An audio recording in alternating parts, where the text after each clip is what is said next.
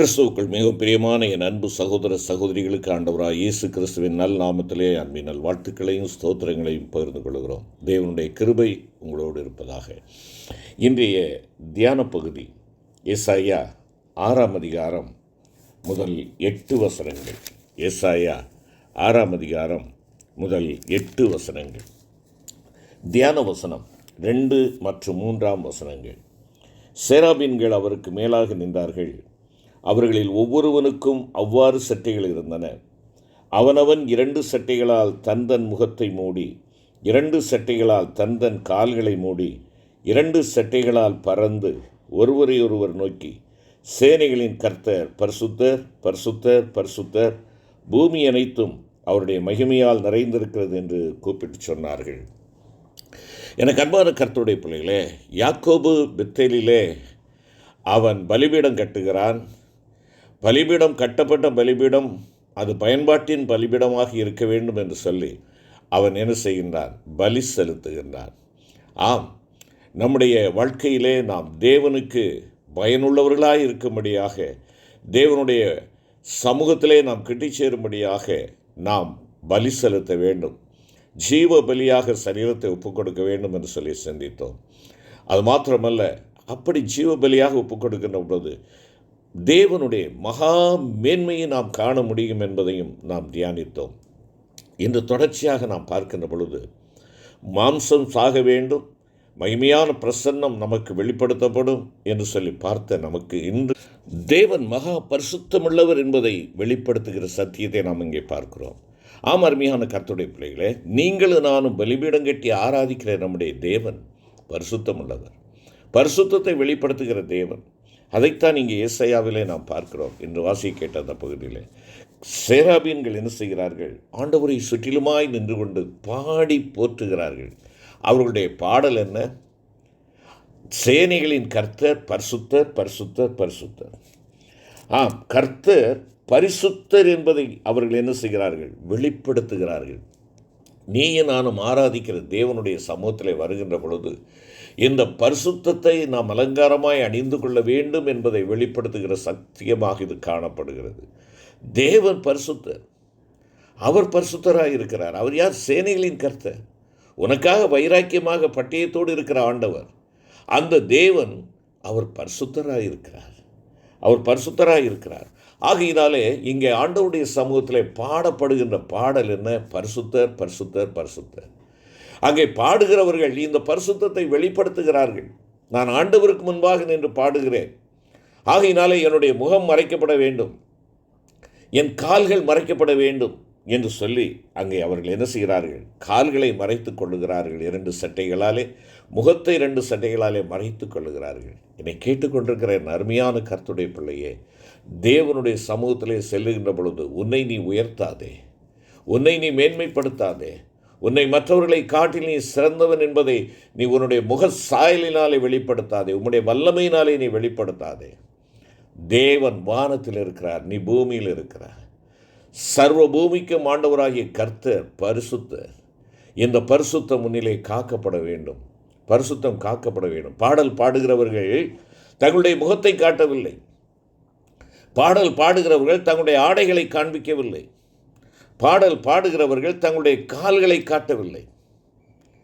அருமையான கர்த்தருடைய பிள்ளைகளை ஆராதிக்கிறார்கள். இதுதான் ஐயா உண்மையான ஆராதனை, இதுதான் உண்மையான ஆராதனை. என் தேவனுக்கு முன்பாக என்னுடைய முகக்கலையை காட்ட நான் விரும்பவில்லை, என்னுடைய அழகை காட்ட விரும்பவில்லை, என்னுடைய மேன்மையை காட்ட விரும்பவில்லை, என்னுடைய மகிமையை காட்ட விரும்பவில்லை. தேவனுக்கு முன்பாக அத்தனையும் காய்ந்த இலையாகவும், இல்லையினால் காய்ந்து போன சருகாகவும் கந்தையாகவும் இருக்கிறது என்பதை எண்ணிக்கொள்ள வேண்டும். என் தேவன் அழகுள்ளவர், என் தேவன் மாசற்றவர், என் தேவன் மகா பரிசுத்தர். அவருக்கு முன்பாக என்னிலே என்ன மேன்மை இருக்கிறது? இன்றைய நிலையை நாம் எண்ணி பார்ப்போம். இன்று பாடல் வேளைகள், ஆராதனை வேளைகள் என்று சொல்லி அவைகளுக்கு தலைப்படுகிற அந்த ஆராதனை வேளைகளில் எதை பார்க்கிறோம்? எதை பார்க்கிறோம்? தங்களை காட்டுவதற்காக, தங்களை முன்னிறுத்துவதற்காக, தங்களுடைய தாளந்துகளை முன்னிறுத்துவதற்காக. அருமையான கர்த்தருடைய பிள்ளைகளே, அது அல்ல. இங்கே சேராபீன்கள் தேவனை மகிமைப்படுத்தினார்கள். இன்று பாடல் பாடுகின்ற உன்னுடைய பாடும் தாளந்தை கொடுத்த உன் ஆண்டவரை நீ பாடுகிறாயா? உன்னை நீ மேன்மைப்படுத்துகிறாயா? உன்னுடைய மகிமையை நீ வெளிப்படுத்துகிறாயா? ஆட்டம் பாட்டம் பார்க்கின்றோமே, தேவனுக்கு முன்பாக எவ்வளவு ஒழுக்கமாய் சேராபீன்கள் பாடிக்கொண்டிருக்கிறார்கள். ஆனால் இன்று நாம் பாடுகிற பாடல்களில் அடியெடுத்து வைத்து பாடுகிறோம், தாளம் தப்பாமல் பாடுகிறோம், கால்களிலே ஆட்டம் போடுகிறோம், டான்ஸ் ஆடுகிறோம். ஆராதனை பரிசுத்தமாக இருக்க வேண்டும். தேவ பிள்ளையே, பரிசுத்தமான தேவனை ஆராதிக்கின்ற பொழுது தேவன் பரிசுத்தத்தை வெளிப்படுத்துகிறார். ஆம், இங்கே சேராபீன்கள் என்றால் எரிகின்றவைகள், இல்லை என்றால் பேர்னிங் ஒன்ஸ் என்று அங்கே அதற்குரிய அர்த்தம் சொல்லப்படுகிறது. எரிந்து கொண்டிருக்கிறவர்கள். பரிசுத்த தேவனை ஆராதிக்கிற நீ உன்னுடைய வாழ்க்கையிலே பரிசுத்தம் எரிந்து கொண்டு இருக்க வேண்டும், பரிசுத்தம் ஒளி வீசிக்கொண்டு இருக்க வேண்டும். அருமையான கர்த்தருடைய பிள்ளையே, கர்த்தர் பரிசுத்தம் உள்ளவர் என்றும் அவருடைய குணம் அவர் மிகவும் தூய்மை உள்ளதென்றும் பாவத்துக்கு தூரமானவர் என்றும் எல்லா தீமைகளுக்கும் எதிரானவர் என்றும் தம்மை ஆண்டவராகிய கர்த்தர் ஏசாயாவுக்கு வெளிப்படுத்துகிறதைத்தான் நாம் இங்கே பார்க்கிறோம். ஆம், அருமையான கர்த்தருடைய பிள்ளையே, தேவன் பரிசுத்தம் உள்ளவர். இந்த பரிசுத்தம் உள்ளவர் என்று சொல்லுகின்ற பொழுது அவர் பரிபூரணமானவர். அதாவது தேவன் முற்றிலும் பாவமற்றவர், முற்றிலும் நீதி உள்ளவர். இதைத்தான் நாம் இங்கே பார்க்கிறோம். லேவியராகமம் 11ஆம் அதிகாரம் 44 மற்றும் 45ஆம் வசனத்திலே நீங்கள் வாசித்து பாருங்கள். பரிசுத்தமாயிருங்கள் என்று சொல்லுகிறார். சுத்தமானவைகள், அசுத்தமானவைகள், சாப்பிட தகுந்தவைகள், சாப்பிட தகாதவைகள் என்று தேவன் கொடுத்த தெளிவான பட்டியல்கள் தமது மக்களின் உடல் ஆரோக்கியம் கருதி மட்டுமல்லாமல் இஸ்ரவேலர் தங்களை சுற்றியுள்ள பிற சமுதாயத்தினரை விட்டு பிரிந்து நல்ல மதிப்பு கொண்ட வாழ்க்கை முறையில் நிலைத்திருக்கும்படி வழங்கப்பட்டன என்பதை உபாகமம் 14ஆம் அதிகாரம் 1-2 வசனங்களிலே நாம் பார்க்கிறோம். அருமையான கர்த்தருடைய பிள்ளைகளே, ஒருவேளை இதெல்லாம் பழைய ஏற்பாட்டு காலத்திற்கு பொருந்தும், இப்பொழுது புதிய ஏற்பாட்டு காலத்தில் இவைகளெல்லாம் ஆண்டவர் நிறைவேற்றி விட்டார் என்று நாம் சொல்லுகிறோம். நல்லதுதான், உண்மைதான்.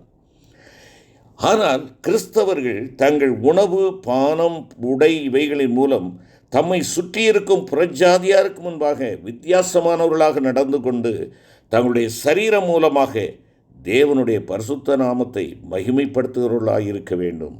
அதைத்தான் பவுலடிகளார் 1 கொரிந்தியர் 6ஆம் அதிகாரம் 20வது வசனத்திலே குறிப்பிடுகிறார்.